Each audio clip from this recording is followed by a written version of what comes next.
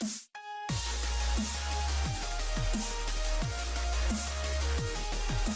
everyone, my name is Wedge. We're back with more Dominaria preview coverage, and it's a miracle I haven't died yet. This set is bonkers crazy, and today, we are looking at some amazing cards, including one of my favorite story-related cards in some time. Oh yes, we're getting so deep in previews. I do hope you enjoyed this video, and if you do, remember to hit that like button, helps out a lot.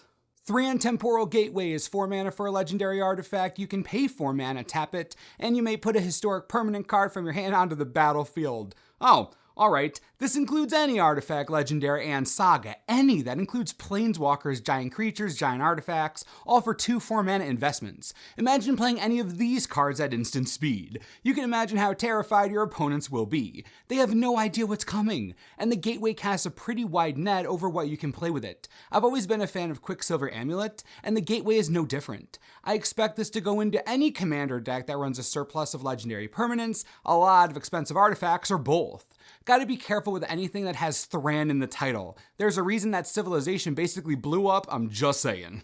In Bolas' clutches is 4 of anything and 2 blue for a legendary enchantment aura. You control enchanted permanent is legendary. Flavor text, your contract is in default. You belong to me now, serve or die, Nico Bolas. Oh, I cannot contain my excitement for this Bolas, you super crazy, awesome supervillain guy. What a turn of events! So obviously Liliana defeats Belzenlock and frees herself from the debt she owed the demon, but Bolas is all like, nah, yes. Remember the other day how I was upset that Liliana wasn't being punished for her nonsense? Well, this is good enough punishment for me. Thank you, Magic the Gathering story team. My thirst for consequence has been sated. I cannot wait to see what shenanigans these two get up to together. Yes, I'm so excited. Lich's Mastery is 3 of anything and 3 black for a legendary enchantment with hexproof. You can't lose the game. Whenever you gain life, draw that many cards. Whenever you lose life, for each 1 life you lost, exile a permanent you control or a card from your hand or graveyard. When the Mastery leaves the battlefield, you lose the game. Thank goodness this has hexproof. If it didn't, it'd be the scariest card since Phage. Now, once this hits the battlefield, directly targeting it is out of the question, which means you have a bit of a safety net here, hopefully to gain life, draw cards, and further protect it. You really don't want to be exiling permanents all willy-nilly like. The biggest issue though, the most played blue card and the second most played card in all of Commander, Cyclonic Rift. You lose the game if the Mastery leaves the battlefield. Yeah, playing with fire, even with hexproof. So don't get me wrong, I'm all about being a Lich, but at some point you have to think about survival. I don't know about you, but I hate dying in a Commander game at least an hour before it ends. I get bored, especially when I forget my 3DS and Fire Emblem. It's a tough life. Whisper Blood Liturgist, great name, is 4 mana for a 2/2 legendary creature human cleric. You can tap it and sacrifice 2 creatures to return target creature card from your graveyard to the battlefield. What? How is this uncommon? Does anyone see how absolutely busted this card is? Any 2 creatures and you get anything back to the battlefield? This is completely and utterly outrageous. You can also sacrifice Whisper as part of the cost. It doesn't even say 2 other creatures. Holy butts. Do you know how easy it is for a lot of decks to sacrifice 2 creatures? Ask Endrick Sayre, I'm sure he has a lot to say about it. Also, we're getting this in a set with Slimefoot. I mean, come on, Whisper. I don't know how this is uncommon, but I love it. This is easily a rare level quality. I'm near speechless due to the power level of this thing. Thank goodness it can protect itself from removal of any kind. Just Whisper is dumb. It's a dumb card. You can bring anything back. Okay, I'm done. Sorry. I mean, wow. Fungus Field, I really hope that's the name, is 2 mana for an enchantment. You can pay 2 mana and exile a creature card from your graveyard to create a 1/1 Sapperling token. You can also sacrifice 2 Sapperlings to gain 2 life and draw a card. Sweet, more Sapperling tribal goodness. The nice thing about this card is that you don't necessarily need the first ability for the second one to be useful. Any old Sapperlings will do. Over the course of a game, this could provide you with a ton of life, a bunch of card advantage, basically everything a Sapperling deck would want. The pieces to this are coming together slowly, and I adore that. We don't have a ton of Sapperling creatures just yet, but I have a feeling we're just getting started. Either way, 2 mana and getting rid of a creature you might never use for a 1/1 you can eventually sack for value, that's good by me. Spore Crown Thallid is 2 mana for a 2/2 fungus. Each other creature you control that's a fungus or sapperling gets +1/+1. It is all coming together now! Spore Crown Thallid is the lord I've been waiting for my entire life. It anthems up your sapperling tokens, but it also anthems your fungus creatures, the ones that make the sapperlings. What a buff little plant thing! Plus that artwork is pretty nice, it's very colorful. I've said it a million times, saplings needed more support. This is what they needed. I'm over the moon, I am over the fungi-infested moon. Swarm of Spores is 4 mana for an instant. Create 3 1/1 green sapling creature tokens. I'm near speechless again at this point. It's a non-convoke Scatter the Seeds, which is just fine for any type of sapling shenanigans we're going to do. It gives us 3 little 1/1s to work with, which are all buffed due to the Spore Crown and are easy fodder for the fungus field. This tribe has me tingling all over. I can barely contain my excitement. Yes, this is me containing my excitement, so be afraid. Anywho, saplings, woo!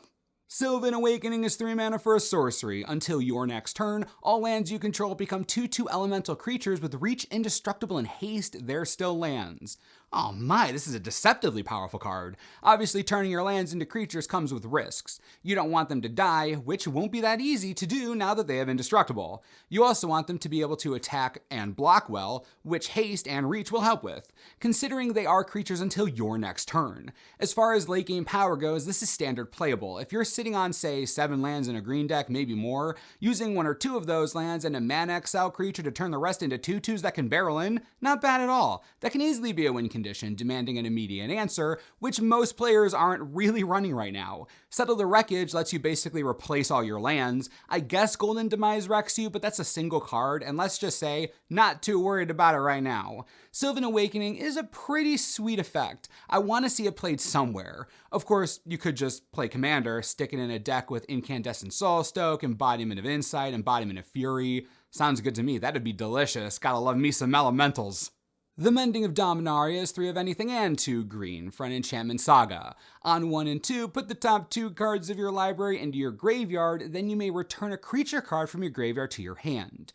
On 3, return all land cards from your graveyard to the battlefield, then shuffle your graveyard into your library. There's a lot going on here. First, it's the Mending. That's awesome, look at that artwork.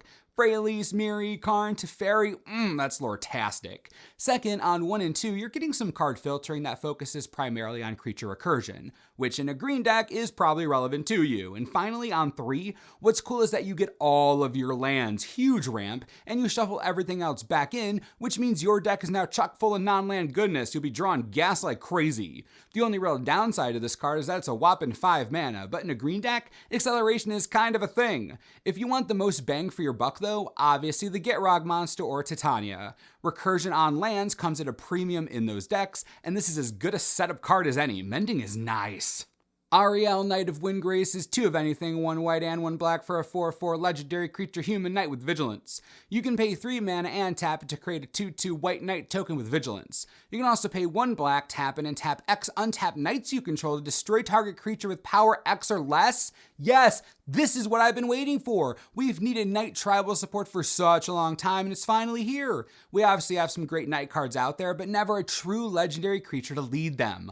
Aryel, Knight of Windgrace is legit perfect for this honor. 4/4 for 4 with vigilance is already great for limited. You can attack and then use an ability, gross. And you have a direct synergy with the knights you create, super gross. Aryel legit has everything I could ever want, immediately building Knight Tribal and Commander for realsies. And you can bet your bottom dollar I'll do what I can in something like Brawl or Standard if the pieces exist. Aryel, you are so good. You are so good.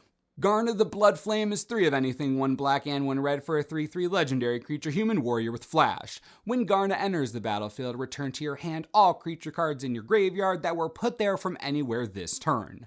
Other creatures you control have haste. Aw, dang. There's more going on here than meets the eye. First, I want an axe like that. I'm assuming I can pick one up at IKEA, so that's what I'll be doing today. Second, this is a Rakdos creature with flash that protects your lost creatures in a way. I expect this more from black-green than black-red, so that's cool. Also, note that the card says you return creature cards in your graveyard that were put there from anywhere this turn.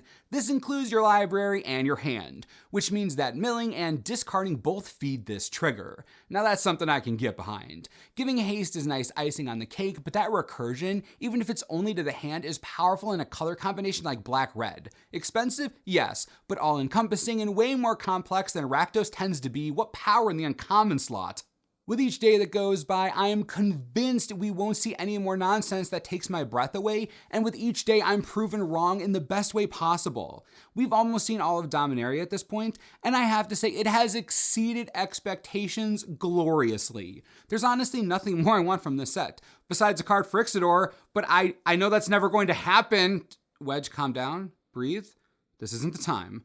Anyways, Dominaria is looking sweet, and I have to know what you want to see. I'm starting to test a lot, so please let me know what you want me to build and test first. I'm like a kid in a candy store, but the candy is free, and I have terribly irresponsible parents. Just talk to me. And as always, thanks for watching, and we'll see you next time.